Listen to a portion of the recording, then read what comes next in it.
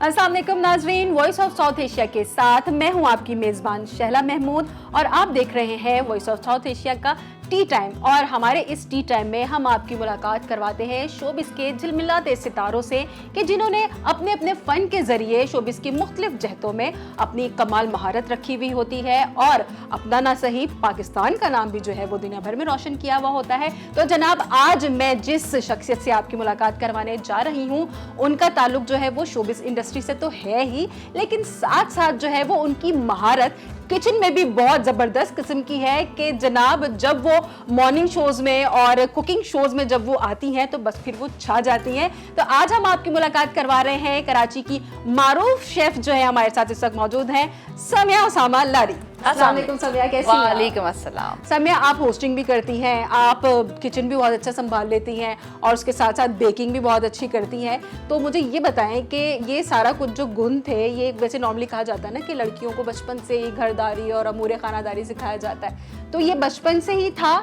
या फिर ये बाद में कोई शौक हुआ कि नहीं जी मुझे इस फील्ड के अंदर ये काम करना है? बेसिकली मुझे कभी भी शौक़ नहीं था क्योंकि मैं अपनी पेरेंट्स की एक ही औलाद हूँ, तो मेरे घर पे नौकर चाकर सब थे। लेकिन उसके बावजूद जो है वो घर की परवरिश को जिस किस्म की थी, अम्मी ने जिस तरह मुझे रखा था, क्योंकि वो एक हाउसवाइफ नहीं थी, वो एक वर्किंग वूमेन थी, तो मैंने उन्हें हमेशा काम करते हुए देखा। लेकिन वो जब अपना घर आती थी तो घर को देखना, मेहमानदारी, क्योंकि दादी हमारे साथ रहती थी, खातिमदारत, तो जब बड़े आपके साथ होते हैं, जब आपकी सास आपके साथ होती हैं तो ख़ानदान के बाकी लोग भी उनके मिलने के लिए आते हैं, तो फिर आपको ही ज़ाहिर सी बात आगे चीज़ें पेश करनी होती है। फिर मुख्तलिफ़ किस्म के खाने बनाना, साथ साथ घरदारी, बाहर का देखना, तो मैंने अपनी अम्मी को बड़ा अच्छे संभालते हुए चीज़ों को देखा, तो मुझे बड़ा शौक़ होता था कि अच्छा अम्मी बड़ा अच्छा संभालती है। लेकिन मुझे लगता था कि शायद हर माएँ ऐसी ही होती हैं। लेकिन जब मैं अपने दोस्तों के यहाँ जाती थी, उनकी अम्मी हाउस वाइफ होती थी, तो उनकी सोच भी बड़ी मुख्तलिफ होती थी। मेरी अम्मी की सोच बड़ी ब्रॉड माइंडेड और बड़ी लिबरल और बड़ा सोशलाइजिंग करना, बात करना आना और बात से बात निकालना। अब मैगजीन्स पढ़ती थी, नॉवेल्स पढ़ती थी, तो उनको ना बड़ी चीज़ों की नो हाउ थी। और जब मैं फ्री होती थी, जैसे हमारे वीकेंड्स होते थे और या हमारे हॉलीडेज़, जैसे जून जुलाई की छुट्टियां हो रही हैं, तो अम्मी अक्सर ना कोई स्टोरीज़ बताती थी। तो मैं अक्सर अपने फ्रेंड से शेयर करती थी, तो कहती नहीं मेरी अम्मी तो नहीं बताती। तो मुझे ये लगता था कि काम करने से या लोगों में बैठने से आपका एक्सपोजर बढ़ता है। तो लेकिन मैंने कभी नहीं सोचा था कि मैं कभी कोई काम करूँगी, मेरे कभी भी नहीं था। लेकिन हाँ, मैं बहुत रिस्पॉन्सिबल थी क्योंकि मैं एक रिस्पॉन्सिबिलिटी मेरे ख्याल में एक अम्मा की तरफ से आ भी गई, अम्मी की तरफ से। वो कहते हैं ना कि बेटियां तो वैसे ही माँ का पड़तू होती बिल्कुल है, तो और कुछ ना कुछ वो अपनी माँ से कशीद कर रही होती हैं। लेकिन हुआ ये कुछ, क्योंकि मैं जैसे से बड़ी होती गई तो चीज़ें रिस्पॉन्सिबिलिटी कुछ मुझ पर भी डाइवर्ट हो गई, क्योंकि अम्मी घर से बाहर हैं, मेरे अब्बू बाहर हैं, तो घर पे कोई प्लम्बर आ रहा है तो मैं दिखा रही हूँ कि अच्छा ये पापा मेरे ये नल कह के गए थे, या अम्मी जो है वो इस वाली लाइट का बोल के गई थी, कोई इलेक्ट्रिशियन है, कोई भी काम है, या कोई चौकीदार आ रहा है, पानी वाला आ रहा है, या कुछ भी है तो पैसे दे देना, ये कर देना। तो लोगों को डील करना मैंने वहाँ से सीखना शुरू किया, शुरू से क्योंकि जब वो उनकी एब्सेंस में मैं घर की चीज़ों को देखा करती थी कि भाई किस तरह अब घरदारी है। मेरे ख्याल में आपको फिर फील भी नहीं हो रहा होगा कि आपके कंधों पर कोई जिम्मेदारी है, आपने खुद ही से उसको बिल्कुल ऐसे लेना शुरू कर दिया। मुझे लगता था कि शायद ये जिंदगी का हिस्सा है और हर कोई इसी फेज से गुजरता है। बल्कि मुझे बहुत खुशी होती थी कि मैं बड़ी हो रही हूँ और मुझे बड़ों वाले काम करने को मिल रहा है एक्चुअली, जबकि ये एक एहसास जिम्मेदारी मेरे पेरेंट्स ने अपनी वर्जी डाली। अगर मेरी अम्मी घर पे होती तो डेफिनेटली वही कर रही होती। और बहुत सारे बच्चे को पता ही नहीं चलता, और होता है, आज भी होता है कि जो पेरेंट्स जिनकी मदर्स घर पे होती हैं तो उनके बच्चों को काफ़ी सारी चीज़ों की नो हाउ ही नहीं होती। अब अम्मी नहीं है, अब्बू नहीं है, कोई चीज़ ख़राब हो गई और मुझे ज़रूरत भी है, तो मैंने उसका हल निकाल लिया कि भाई इसको जोड़ना कैसे है, तो इसके टूल्स कहाँ हैं, तो वो महारत भी आ गई। मतलब जहाँ पे बहुत डिसएडवांटेजेस भी हैं लेकिन वहाँ पे एडवांटेजेस भी बहुत सारी हैं। तो ये जो चीज़ें थी वो इस तरह मेरे अंदर आई कि चीज़ों को संभालना, मेंटेन करना, टाइम मेंटेन करना, चीज़ों को वक्त पे करना, चीज़ों को किस तरह गो थ्रू करना। और फिर शायद इसी तरीके से फिर मेरी परवरिश होती गई। फिर स्कूल्स के अंदर लीडिंग प्रोग्राम्स करना, डिबेट का प्रोग्राम करना, कोई इवेंट हो रहा है तो उसकी आगे वो जो बच्चा होता है extra curricular activities, exactly activities के अंदर आगे रखना, उसके बाद हेड परफेक्ट बना देना स्कूल का। तो ये वही सारे बच्चे होते हैं जो कि एक डिफरेंट स्पार्क उनके अंदर होता है जो नॉर्मल रूटीन से हट के होते हैं। तो फिर कॉलेज आना, कॉलेज के बाद यूनिवर्सिटी, फिर उसके बाद मेरा अपना इंस्टीट्यूट, जब मैं पिथम से पढ़ रही थी तो पिथम के जो इंटरनेशनल और गवर्नमेंट लेवल पे जो एक्टिविटीज़ होती हैं शेफ्स क्लरिनी इंडस्ट्री बिल्कुल आगे और करना, मैं कर लूँगी, मुझे पता ये कैसे होगा, ये चीज़ कैसी है, मतलब मज़ा आता था मुझे बेसिकली लगता था कि ये लाइफ का डिफरेंट पार्ट है और आपको इसको एक्सप्लोर करना चाहिए, इससे आपको सीखने का मौका मिलेगा। और मुझे हमेशा अच्छी चीज़ सीखने की आज भी ख्वाहिश होती है कि अगर किसी की कोई चीज़ भी अच्छी तो आप सीखें, तो सीखने की तो कोई उम्र नहीं है। और लोग बड़ा हेजिटेट करते हैं शैला कि उनको लगता है कि ये हमें कोई इंसल्ट कर रहा है, अब हम तो सीख चुके हैं, लेकिन आप मरते दम तक सीख रहे होते हैं। और समटाइम्स तो सम्या आप अपने से कई गुना किसी छोटे से बहुत कुछ मैं अपनी बेटी से सीखती हूँ।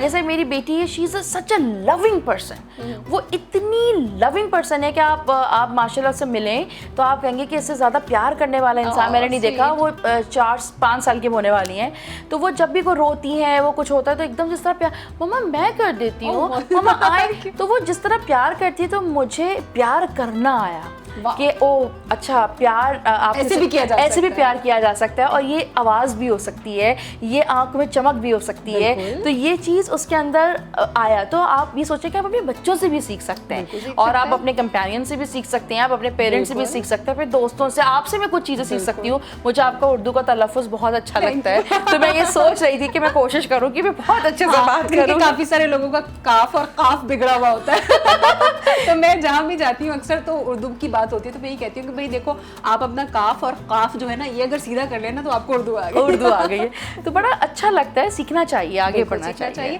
अच्छा ये बताएं तो सम्या ने ये कब सोचा कि उसको शेफ फील्ड में ही जाना है? क्योंकि देखिए जैसे आप अपनी रूटीन आपने अपनी जर्नी बताई कि आप कॉन्फिडेंट थी हर चीज़ में, तो आप तो एंकर भी बन सकती थी, आप तो डिबेटर भी बन सकती थी, जो अच्छा बोलता है तो बेसिकली वो इन्हीं फील्ड्स में जाता है। तो सम्या ने जो है वो यू टर्न मार के किचन की तरफ क्यों गई? बड़ी लंबी स्टोरी है भाई। मुझे कनाडा जाना था और कनाडा का फास्ट ट्रैक में एक लिस्ट थी जिसके अंदर से प्लम्बर्स हो गए, इलेक्ट्रिशियंस हो गए, अर्ली चाइल्ड डेवलपमेंट की जो टीचर्स हो गई और शेफ़ हो गए, कुक हो गए, मतलब स्किल्स डेवलपमेंट जो स्किल्सफुल जो एजुकेशन है उनकी सबसे ज़्यादा डिमांड थी।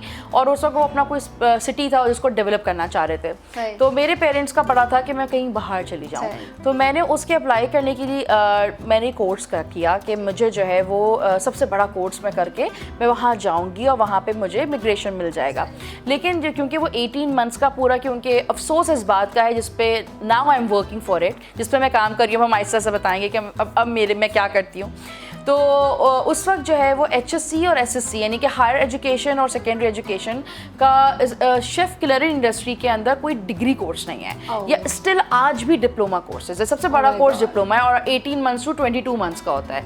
तो हम जो है वो इस वजह से मुझे काफ़ी मैंने जब कोर्स किया तो ड्यूरेशन बढ़ गया। तो जब मैं वापस गई फॉर्म फिल करने के लिए तो पता चला कि फास्ट ट्रैक बंद हो गया। तो मैं वो कोर्स कर चुकी थी, लेकिन जब कोर्स किया तो आपके उस्ताद इतने अच्छे होते हैं कि वो आपके अंदर ऐसी आग और फायर भरते हैं कि आपको फिर ये फील होता है कि नहीं हमें अब इसमें अपना करियर बनाना चाहिए। तो फिर मैंने अपना करियर बनाया, एक्सपर्ट हो गई। फिर उसके बाद होटल्स के अंदर ट्रेनिंग करना, फिर उसमें काम करना, फिर आपको मेरे ख्याल में मजा आने लग गया। फिर मुझे मजा आया, मुझे फील हुआ कि शायद ये मेरा एक डेस्टिनेशन था और मुझे यहाँ तक आना था, ये मेरी डेस्टिनी है और मुझे इसी पे ही आगे बढ़ना है और वर्किंग करते जानी है और यही मेरे लाइफ का सर्कल है। लेकिन अल्लाह ताला ने फिर इसको जैसे जैसे मैं आगे बढ़ती गई, जो अल्लाह ने इज़्ज़त और जो शोहरत और जो वक़ार दिया, तो उसके बाद मुझे ये रियलाइज़ हुआ कि मुझे अब और कुछ भी करना चाहिए। ठीक है, और फिर मज़ीद समिया जो है और क्या क्या करती हैं वो हम अभी आपसे जानते हैं, क्योंकि यहाँ वक्त हुआ चाहता है एक छोटे से ब्रेक का। समिया हम आपसे मज़ीद ब्रेक के बाद आके जानते हैं। तब तक जो है वो आपने कहीं नहीं जाना, देखते रहिए वॉइस ऑफ साउथ एशिया। हम न्यू गाय और यू वापस आए।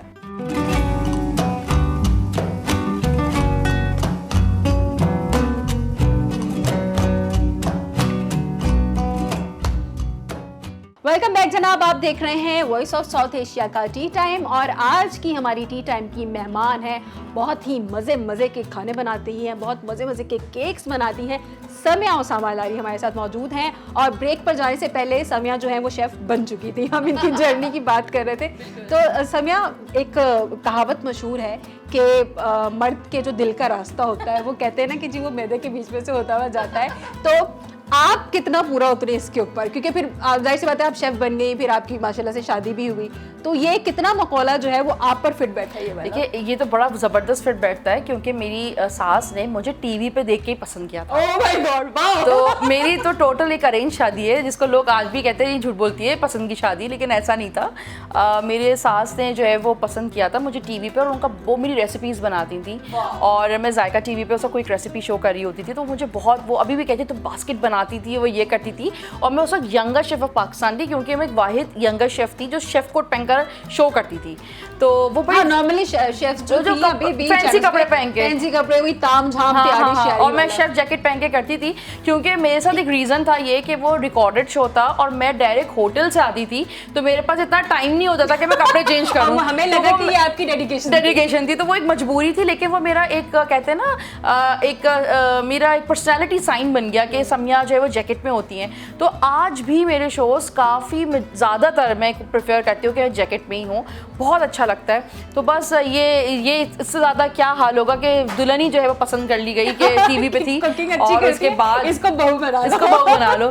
और अब मैं माशाल्लाह घर पे सारा काम करना, चीज़ें बनाना, और उसके बाद रेस्टोरेंट मैंने अपना खोला, कोविड के नज़र हो गया बेचारा वो, और उसकी रेसिपीज़ करना, फिर कंसिस्टेंसी देना, तो फिर वो एक सिर्फ मियाँ के पेट पे नहीं, उनके दिल पे नहीं गई मैं, फिर पूरे उसमें चली गई। बल्कि शादी के बाद अक्सर लोग ये कहते थे कि इनके घर जाएंगे कुछ यूनिक मिलेगा खाने को, लेकिन मैं इतनी ढीठ थी कि मैं रवायती खाना बनाती थी क्योंकि मैं इतना बना के थक जाती थी कि मेरा दिल नहीं करता। अच्छा, मैं वही पूछने वाली थी कि होता है ना कि वो ससुराल में फिर दावतें भी चल रही हैं और फिर लोग भी आ रहे हैं, फिर आप कहीं पे जा रहे हैं और सबको होता होगा सायमा से पूछो, मतलब इसको समिया से पूछो, समिया को बताओ, यहाँ घर पे अगर दावत हो रही है तो एक्सपेक्टेशंस बहुत हाई नहीं होती हैं, और हम करते भी हैं क्योंकि मेरी सास को बड़ा शौक है बेकिंग का, कुकिंग का, तो हमारी डिसाइड होता है कि हमें यूँ बनाना है, ऐसा करना है, हम लोग अभी भी करते हैं। लेकिन अब बच्चे होने के बाद और ख़ासतौर पे पेंडेमिक के बाद ना लोगों के नज़रिए चेंज हो गए हैं, लोगों की मिलना जुलने का तरीका चेंज हो गया है, तो अब उस तरह की दावतें मैं खुश फील करती हूँ कि अब उस तरह से मेल मिलाव नहीं है, क्योंकि वो जो 2 साल का जो डिस्टेंस डेवलप हुआ है ना, वो शायद काफ़ी ऐसे तक रहेगा और लोग वर्चुअल हो गए। एग्जैक्टली, उनको पता चल गया कि अच्छा इस तरह भी रिश्तेदारियाँ हो सकती हैं, बिल्कुल, ये और ज़्यादा रिलायबल है कि ना कि हम मिलें, किसी को तकलीफ दें। और फिर अब जो हमारा जो मुल्क की सिचुएशन है, करेंसी वैल्यू है, तो उस हिसाब से बेहतर यही लोगों को लगता है कि हम कम से कम मिलें, लेकिन हम अच्छे मिलें।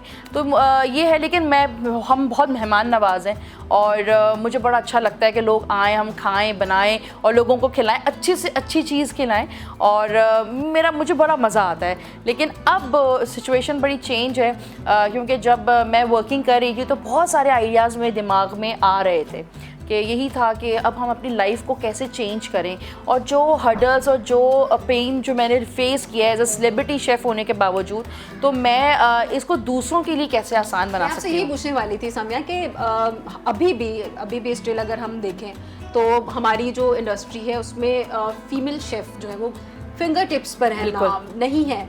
तो और हालांकि ये हमारे यहाँ का मेरे ख्याल में ख़वातीन का बेसिक वो है कि ये आप किचन है, आप किचन में कुछ कर रही हैं तो आप मतलब कोई भी खातून है वो बन सकती है शेफ, लेकिन एक उसको प्रोफेशनल उसमें लेकर जाना, इवन जो बड़े बड़े रेस्टोरेंट्स होते हैं वो भी प्रेफर करते हैं मेल शेफ को रखना। इसके ऊपर क्या कहेंगी आप? अच्छा, क्या रीज़न क्या है? उसके 2 रीज़न है। एक तो रीज़न ये है कि जो होटल इंडस्ट्री का जो ठप्पा है जो एक शेफ़ पे लगना ज़रूरी होता है, उसके अंदर जो इलिटरेसी बहुत ज़्यादा है। वहाँ के लोगों का ये कॉन्सेप्ट है क्योंकि बहुत ज़्यादा इंटीरियर सिंध के या बिल्कुल पंजाब के या बल्तिस्तान के या पठान जो होते हैं वो बिल्कुल जो गाँव देहात के होते हैं जहाँ पे पढ़ाई का रुझान कम होता है। मैं उनको ये नहीं कहूँगी, उधर पढ़ाई का बेसिक फंडामेंटल पार्ट ही नहीं है वहाँ पे, तो उनका ये कॉन्सेप्ट होता है या तो फौज में चले जाओ या फिर शेफ़ बन जाओ।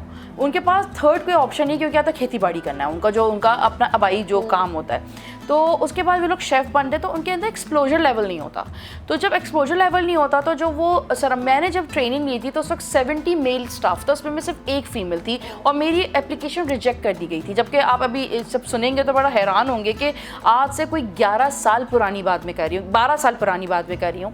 तो उसके बाद वो मैंने उनको बड़ा रिक्वेस्टिंग वे में कहा कि प्लीज़ आप मुझे करना है तो मैं कहाँ जाऊँ, मतलब मुझे तो करना है। आपको रिजेक्ट इसलिए किया कि आप एक अकेली फीमेल प्रॉब्लम होगी। तो उसके बाद फिर उनकी ट्रेनिंग स्टार्ट हुई। तो I am just thank to all the institutions जो अब बने हैं, क्लरिन इंस्टीट्यूट जो अब पिछले 5 साल के अंदर जो पाकिस्तान में इतने ज़बरदस्त तरीके से डेवलपमेंट हुई है उनकी, और जो सोशल प्लेटफॉर्म्स हैं जो हमारे डिफरेंट सोशल नेटवर्किंग के अंदर हैं, तो उन लोगों ने जिस तरीके का एक रोल प्ले किया है इस इंडस्ट्री को सपोर्ट करने के लिए। और फिर सबसे बड़ा मीडिया, जो मीडिया ने इसका जो पॉजिटिव सेक्टर दिखाया है कि औरत का काम सिर्फ घर की रोटियां या दाल चावल या सालन रोटी बनाना नहीं है, इसको वो प्रोफेशन भी ले सकती हैं। और फिर इंटरनेशनली इमिग्रेशंस जो क्लरिन इंडस्ट्री को जो इंटरनेशनली रिस्पेक्ट दी गई, जब इमिग्रेशंस खुले तो मैं उसमें से एक थी कि मैंने उसको कोर्स कंप्लीट किया।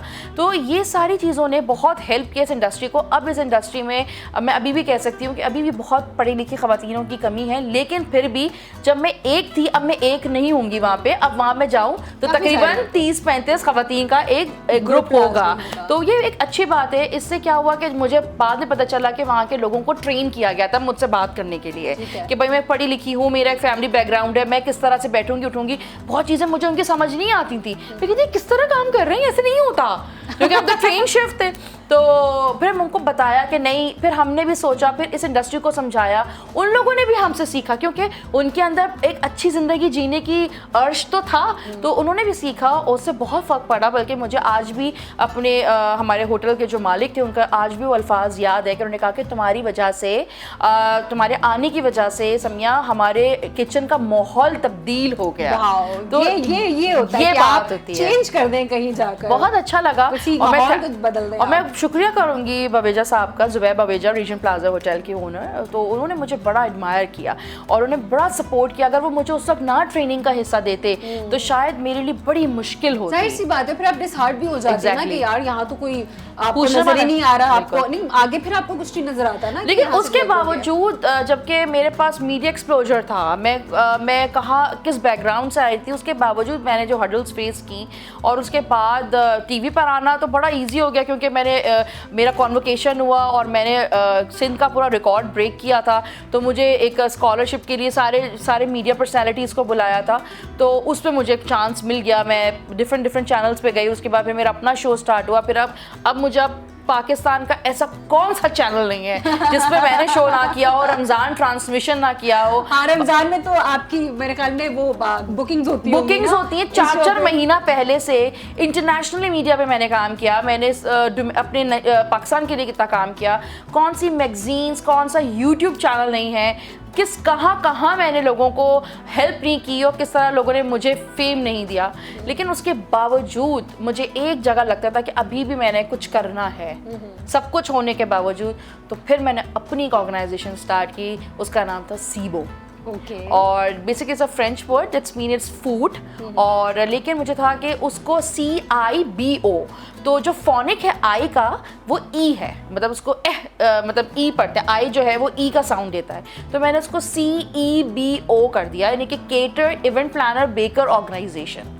तो वो फिर now it's a registered company, social platform पे है और आप उसको रजिस्टर्ड कंपनी है, जिसपे मैंने उन लोगों को सपोर्ट किया जो मर्द और ख़वातीन घर से बैठ के ऑनलाइन बिजनेस करते हैं। अब वो चाहे कोई भी हो, एंटरप्रेन्योर्स हो। मतलब आपने अपने बात के जो प्रॉब्लम्स जो समिया ने फेस की कि अगर कोई अब न्यूबीज आ रहे हैं, हाँ, तो आप उनके लिए राहें खोलें और फिर उसके लिए डिफरेंट अपॉर्चुनिटीज़ देना। मीडिया ने, मेरे बहुत अच्छे दोस्तों ने बड़ा सपोर्ट किया, उन लोगों को हम मॉर्निंग शोज़ में लेकर गए, उनको हम काफ़ी जगहों पे हमने उनको गो थ्रू किया ताकि उनका बिजनेस डेवलप हो सके। और हम हर उस जगह पे उनके लिए खड़े होते हैं जहाँ पे उनको हमारी नीड होती है, चाहे वो अकाउंट, चाहे वो उनकी कॉस्टिंग हो, चाहे वो पैकेजिंग हो, चाहे वो सोशल नेटवर्किंग को समझना हो। और बड़े बड़े इदारों ने हमें मैंने हेल्प की। और बिल्कुल बात वही यही बात होती है कि इंसान जब खुद पे गुजरी हुई होती है जो चीज़, और फिर वो आगे देख रहा होता है। और आई थिंक आपकी कामयाबी का राज भी यही है कि आपने जो मुश्किलात अभी भी कामयाब नहीं हूँ शैला, मुझे मजीद अभी और आगे चलना है। वो वाली बात होती है ना कि सीखने की जुस्तजू और आगे बढ़ने की जुस्तजू तो हमेशा रहती है। बिल्कुल, और बातों का सिलसिला भी अभी ऐसे ही चलेगा क्योंकि अब यहाँ पर वक्त हुआ चाहता है एक ब्रेक का। तो ब्रेक के बाद आते हैं दोबारा, यहीं से कंटिन्यू करते हैं। देखते रहिए वॉइस ऑफ साउथ एशिया।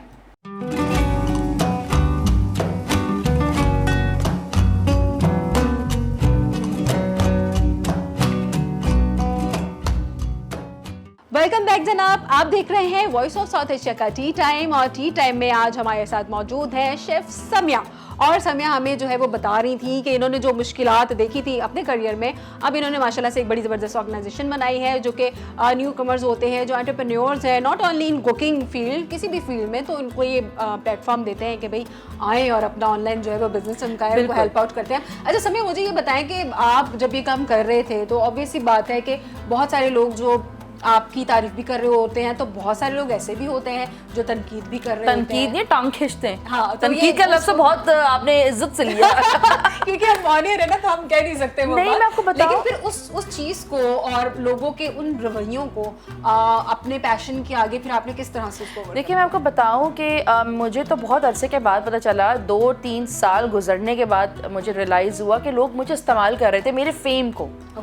क्योंकि ऑब्वियस सी बात ही कि मैं एक मतलब एक हाइप है आपकी, आप एक मीडिया पर्सनैलिटी हैं, मॉर्निंग शोज़ हैं आपके लिए, एक लाइन लगी हुई प्रोड्यूसर्स की कि आज इस दिन आप मॉर्निंग शो पे मेरे साथ हैं। क्योंकि जब शोज़ बंद होने लगे उसके बाद आप मॉर्निंग शोज़ में जब आप चले गए तो आपके पास मंडे टू फ्राइडे जो है वो आप हर चैनल के अंदर ऑक्यूपाइड हैं।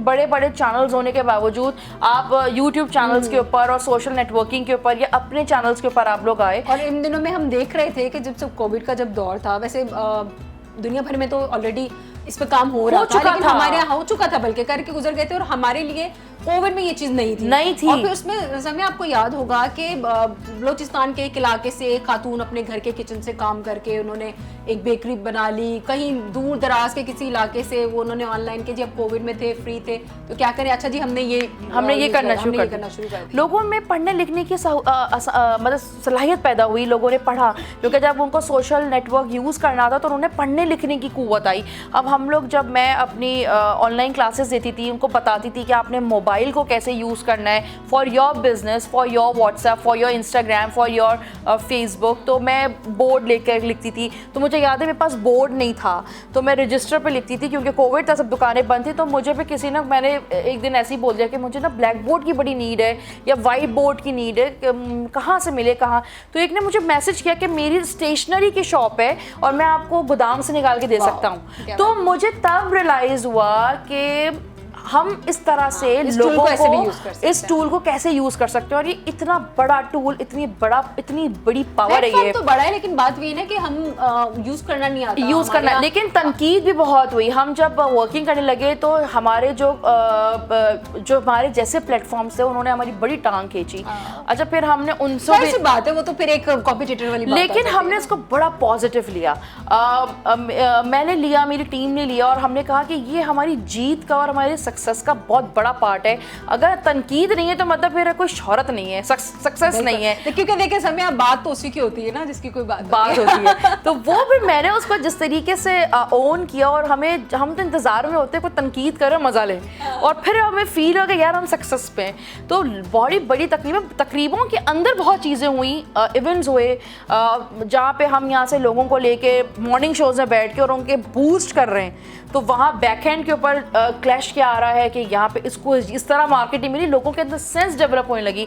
पहले लोगों के पास मीडिया तक जाने की अप्रोच नहीं थी, हमने उसकी राहें बहुत आसान की। हमने उन खवातीन को बहुत आगे भेजा जो लोग नकाब करते थे। बहुत सारे लोगों को ये होता है, अक्सर लोग हमें ना हटा देते हैं क्योंकि हम नकाब करते हैं या पर्दा करते हैं। हमने उस चीज़ को ख़त्म किया, बैन किया कि नहीं, नकाब वो अपने लिए और अपने अल्लाह के लिए करती है, उसका काम मुझसे कोई फर्क नहीं पड़ता। आपको क्या पता, किचन में मैं बैठी हुई, मैं हंस रही हूँ, बात कर रही हूँ, पीछे मेरी मेड खाना बना रही है, तो nobody knows about it, तो just promote your business। हमने बहुत सारे फॉर्म्स एक्टिविटीज़ प्लान की, हमने सेशंस किए, डिजिटल प्लेटफॉर्म्स किए, हमने सिर्फ कराची में नहीं इंटीरियर सिंध में भी किया। और हमारे वहाँ बड़ी प्यारी बहनें हैं जिन्होंने हमें बड़ी हेल्प की, निशा ने बड़ी हेल्प की, मेरी टीम में यहाँ से आमना ने बड़ी हेल्प की, मुनज़्ज़ा ने बहुत की, आमना ज़िया ने की, सबा ने की, माहम ने की, बहुत लोगों ने मिलकर, असरा ने बहुत हेल्प की। कुछ मुखलिस दोस्त हैं जो टीम का हिस्सा तो नहीं रह सके, लेकिन उनकी पावर बड़ी दूर तक हमारे साथ गई और हमने उनके साथ काम किया, दुनिया को देखने का नज़रिया चेंज किया। और अब माशाल्लाह से एक ऐसी ऑर्गेनाइजेशन है कि आप उसमें 1 लाख एंटरप्रेन्योर्स काम करते हैं। क्या बात तो मैं सबसे ये कामयाबी है समय, ये कामयाबी। और मुझे 2 बातों पे सबसे ज़्यादा खुशी मिलती है जब मैं सोचती हूँ कि एक आदमी ने एक औरत को सपोर्ट किया, क्योंकि मैंने वो दौर भी देखा था जब लोग बैठ के कहते थे कि ये खातून जो है सिर्फ रोटी पकाने की, तुम इसको कहाँ भेजते हो बाहर ना, ये माहौल ख़राब कर रही है। मैंने उसी आदमी को ये कहते हुए सुना कि यार आज मेरी कोविड में नौकरी नहीं है, मेरी इस कम पढ़ी लिखी औरत ने ना मेरा पूरा घर संभाल लिया, मेरा बच्चा रात में भूखा नहीं सोता। तो मुझे और उससे जब उसने ये बैठ के अपने 4 लोगों में बैठ के दोस्तों में कहा, तो उसने 4 घरों की ज़हनियत को तब्दील किया, औरतों को देखने का जाविया चेंज किया, उनकी इज्जत डेवलप, मतलब उनकी इज्जत पैदा हुई। तो ये मुझे सबसे ज़्यादा खुशी मिलती है। उसने एक औरत की नस्ल को संवार दिया, उसने अपनी बेटी की ज़िंदगी संवार दी, उसने अपनी बीवी की ज़िंदगी संवार दी, अपनी बहन की कर दी, अपनी माँ की इज्जत दे दी, उसने 4 लोगों की ज़िंदगी को संवार दिया। उसके बाद सबसे खुशी ये मिलती है कि जब हम कोई इवेंट करते हैं और इवेंट करने के बाद जो ख़वातीन घर जाती हैं और जब उनके शौहर उनका केक कटवाते हैं और पूरे घर वालों को बुला के उनके अवार्ड के साथ तस्वीरें खिंचवाते हैं और बड़े बड़े उसकी वीडियोज़ लगाते हैं और सब बैठ के देखते हैं, वही लोग जो तनकीद करते हैं क्या तुम अपनी बीवी को भेजते रहते हो, तो वो जो मर्द उस वक्त उसके लिए जो प्राउड फील करता है ना, वो हमारे लिए सक्सेस की होती है। हम जो कर रहे हैं अभी भी समय बहुत जरूरत है, बहुत जरूरत है। मैं कहती हूँ कि आप माशाल्लाह से अल्लाह आपको और आपकी टीम को ऐसे ही तरक्की दे और आप इसी तरह से अच्छे काम करते रहे, लेकिन ये आप अपनी कैपेसिटी में कर रही ना, और ये बहुत अभी मेरे हिसाब से अभी भी बहुत कम है। हम देखें खवातीन जो है, फिर वही बात आ जाएगी 2 खवातीन बैठी हुई है और फिर वही बात कर रही है कि हम खवातीन इस मुल्क का 50% से अब ज्यादा हो गई है, 52 मतलब 50 से ज्यादा हो गए हैं। 52% और लोग अगर ये चाहते हैं कि किसी मुल्क की आधी आबादी को आप बिल्कुल बैक करके रखें और फिर सोचें कि मशहद तरक्की करेगी, कैसे नहीं कर सकती है आपने। हमारे स्कूल्स, हमारे कॉलेजेस, हमारे मदरसे, हमारी यूनिवर्सिटीज़, इनफैक्ट हमारे इदारे, हमारे ऑफिसेस, हमारे जितने भी फर्म्स हैं जहाँ पे भी खवातीन काम करती हैं, हमें वहाँ पे एजुकेशन की बहुत ज़रूरत है। हमारे डिफरेंट हमारी सबसे बड़ी पार्ट ये है कि हमारे जो स्कूल, कॉलेजेस और यूनिवर्सिटीज़ हैं, इनके सोच के जाविये को चेंज करें, क्योंकि हम अगली नस्ल के माँ बाप को तैयार कर रहे हैं। तो हमें ये नहीं सोचना चाहिए कि हम इस बच्चे को डॉक्टर या इंजीनियर बनाएं। बेशक आप उनको आला से आला तालीम दें जो उनके नसीब में और जो उनके माँ बाप के पास जितना वसाइल हैं वो अपने बच्चों पे लगाते हैं। अनकंडीशनल प्यार होता है माँ बाप का देते हैं, लेकिन आप ये भी रखें कि अगर तुमको नौकरी ना मिले तो तुम खुदकुशी नहीं करना, तुम घर में पड़े नहीं रहना, या तुम नहीं करना, तुम खुद अपने स्किल से काम करो। आप यकीन करें कि दुनिया भर में इस पे काम हो रहा है, दुनिया भर में।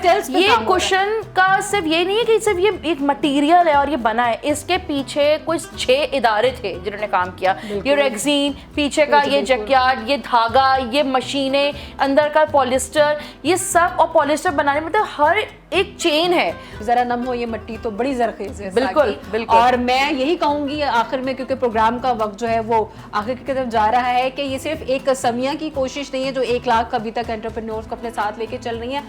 मजीद जो है वो 1 लाख से ये 10 लाख नहीं, 12 लाख नहीं, मजीद और बढ़े। और इनफैक्ट आपके प्लेटफॉर्म से कितने लोगों के दिमाग में आइडिया की घंटी बजी होगी। बिल्कुल, मेरे ख्याल में तो बजनी चाहिए। खैर समिया, बड़ा मजा आया आपसे बात करके, और बहुत अच्छे आइडियाज भी जो है वो समिया ने भी दिए हैं, और इसी तरह से हमारी दुआ है कि आप ऐसे ही आगे तरक्की करती रहें, अच्छे अच्छे खाने बनाती रहें, अच्छे केक्स बनाती रहें और लोगों में ऐसे ही जो है वो खुशियां बांटती रहें। तो जनाब इंशाल्लाह उम्मीद है कि आपको ये एपिसोड बहुत अच्छी लगी होगी, इसका फीडबैक आपने जरूर देना है। बिल्कुल इसी तरह अगले प्रोग्राम में ऐसी ही किसी जबरदस्त सी शख्सियत के साथ हम आपकी मुलाकात दोबारा करवाएंगे।